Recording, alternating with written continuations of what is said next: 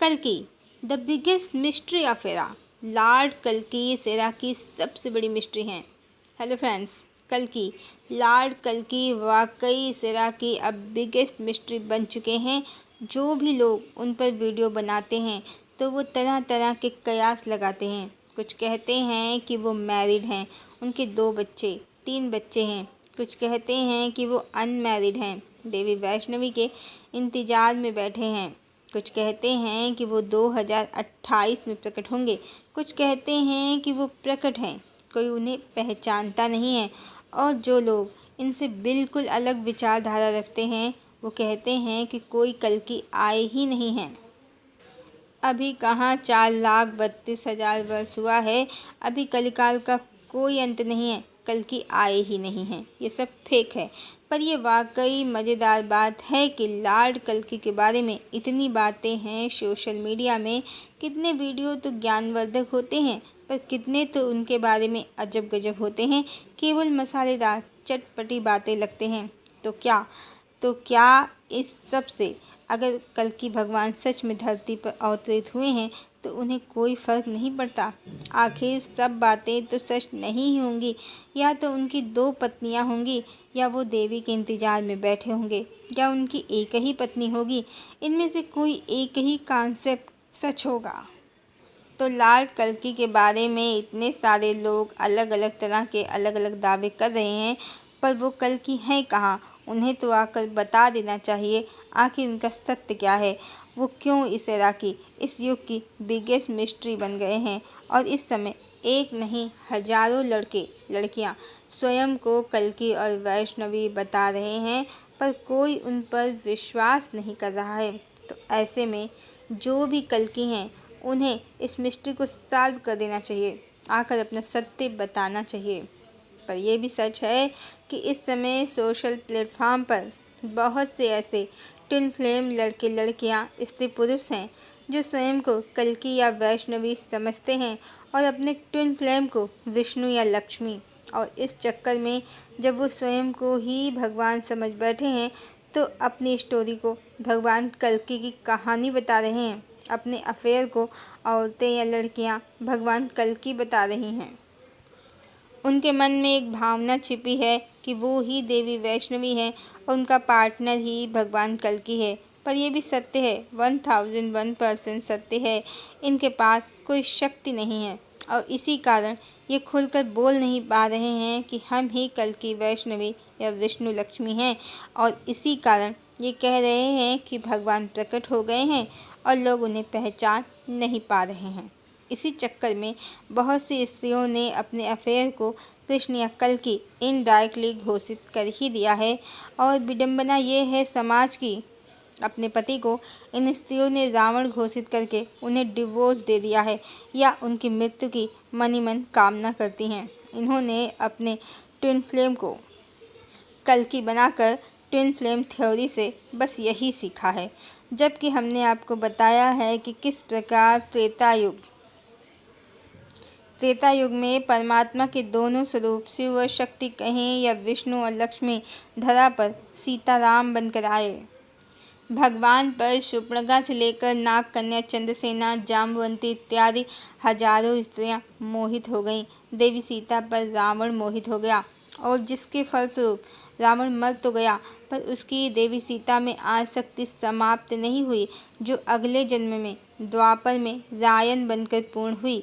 और इसी के साथ भगवान ने देवी राधा, जो देवी सीता का ही पुनर्जन्म थी, उनसे विरह सहकर हजारों विवाह अवैदिक रीति से, जहां दूल्हा बारात विदाई का कोई नियम न निभाकर मात्र युद्ध और विवाद को आधार बनाकर भगवान ने हजारों विवाह किए। एक ही जन्म में हजारों विवाह इसीलिए किए क्योंकि किसी एक से यदि विवाह करते तो जगदम्बिका का स्थान सांसारिक स्त्री को मिल जाता। जब हजारों कर लिए तो भी कलिकाल की माया के कारण रुक्मिणी को सीता समझा गया, जगदम्बिका को नकार दिया गया। अगर एक से ही करते तो फिर जगदम्बिका कौन है ये भेद कभी नहीं खुलता और इस तरह भगवान को पूरे 16,108 जन्म देवी से विरह भी सहना पड़ता। एक एक की इच्छा पूर्ण करने के लिए, इसीलिए एक ही जन्म में सबको निपटा दिया।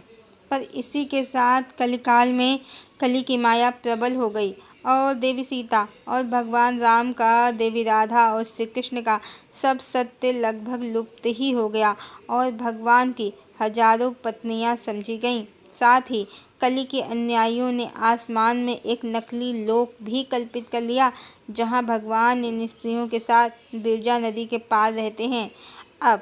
अब जैसा कि हम पहले ही बता चुके हैं कि अब सत्य की ओर लौटने का समय आ गया है।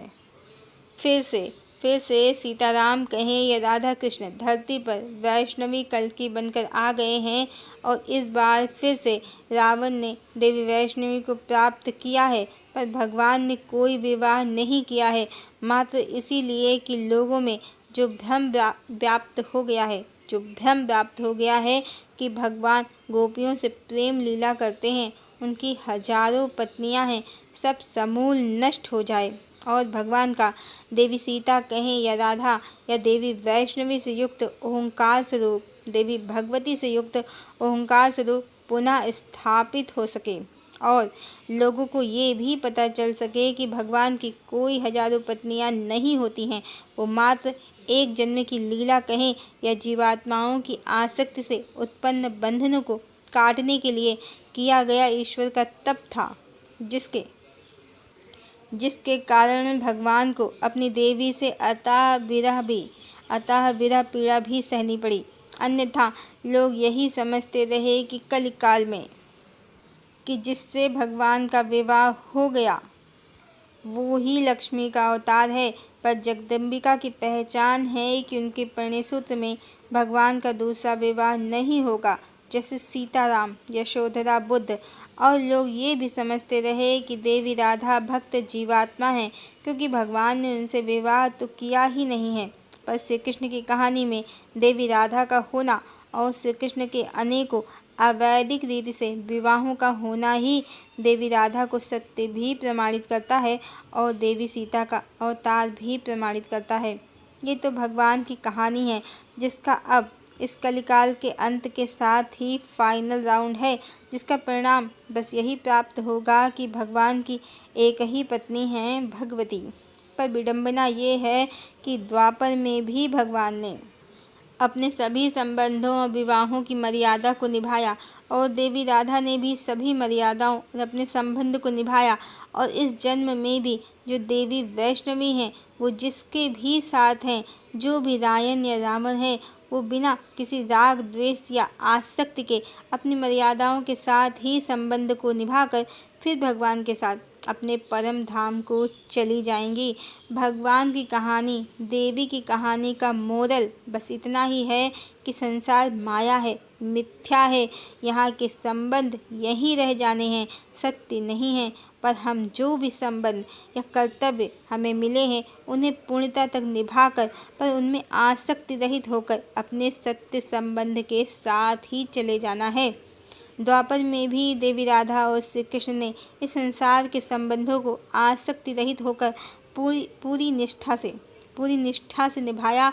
इतनी निष्ठा से निभाया कि देवी राधा आज कल्पना हो गई हैं और श्री कृष्ण हजारों के पति, सत्य के अभाव में। पर भगवान की कहानी यही सिखाती है, जब तक आप संसार में हैं, यहाँ के सभी संबंधों को अपना 100% दें, अपने कर्तव्यों को निभाएं, पर किसी से माया मोह न व्यापें और सत्य संबंध के साथ इस दुनिया से निकल जाएं।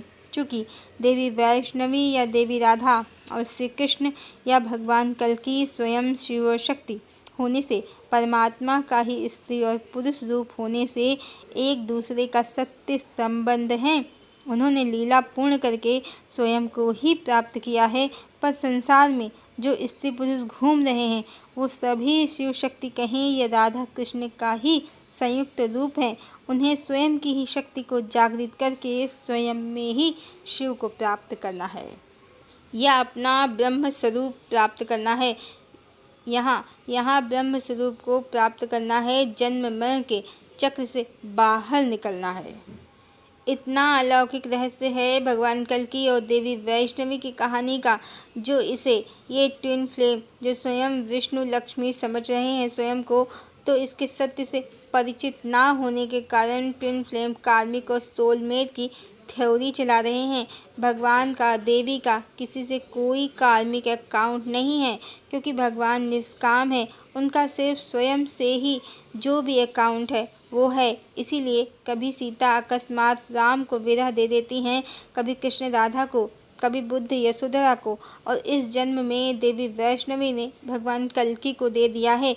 अन्यथा ईश्वर निष्काम है, उनका जीवात्माओं से कोई कार्मिक अकाउंट नहीं है।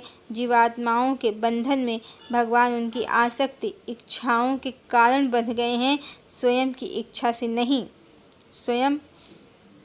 स्वयं की इच्छा से तो भगवान सिर्फ भगवती को ही चाहते हैं, क्योंकि वो उनकी फेमिनाइन एनर्जी हैं। उनके पास दूसरा कोई विकल्प ही नहीं है। पर ये ट्विन फ्लेम सोशल प्लेटफॉर्म के अपनी अपनी कहानी की कल्कि वैष्णवी की कहानी बता रहे हैं। पर ये ट्विन फ्लेम सोशल प्लेटफॉर्म के अपनी अपनी कहानी को कल्कि वैष्णवी की कहानी बता रहे हैं।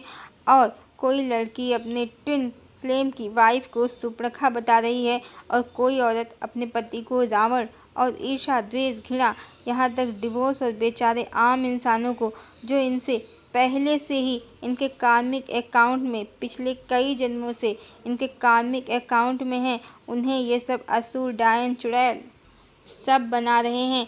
नहीं समझ पा रहे हैं भगवान की महिमा को, भगवती की महिमा को, उनके आदर्श चरित्र को, उनकी कहानी की शिक्षा को। और अब हमने आपको अभी तक जो इतना कुछ ईश्वर का सत्य और सोशल प्लेटफॉर्म पर ट्विन फ्लेम का ड्रामा बताया है, तो इसी में भगवान कल्कि की मिस्ट्री है। भगवान की लीला से ही ये सब ड्रामा सोशल प्लेटफॉर्म पर चल रहा है, और इसका उद्देश्य सिर्फ इतना ही है। आप स्वयं से तय करें कि आपका ईश्वर कैसा होगा, उसका आदर्श क्या होगा, और जैसी आपकी सोच होगी, समझ होगी, आपका आदर्श होगा, बस वही भगवान कल्कि होंगे। तो इसीलिए ईश्वर की लीला से ये सब जो सोशल प्लेटफॉर्म पर घटित हो रहा है, और जब मनुष्य जो सतयुग में प्रवेश के अधिकारी हैं, वो अपने ईश्वर के आदर्श स्वरूप को पहचान जाएंगे, परमात्मा का सत्य स्वरूप जान जाएंगे। जितने लोगों को सतयुग में प्रवेश पाना है, तो उसके बाद इससे भी ज़्यादा प्रलयंकारी समय आ जाएगा और इंटरनेट हवा में उड़ जाएगा, और जो ईश्वर के सिलेक्टेड लोग हैं वही सतयुग में प्रवेश करेंगे, बाकी सब धरती लोक से गायब हो जाएंगे। नया युग आने वाला है, सतयुग आने वाला है। जो कल्कि भगवान हैं, मिस्ट्री मैन बने हुए हैं, उनकी लीला इसी मार्ग से चल रही है। जो समझ सकते हैं वो समझ गए हैं, बाकी सब मैं, मेरा, तू, तेरा करने में व्यस्त हैं।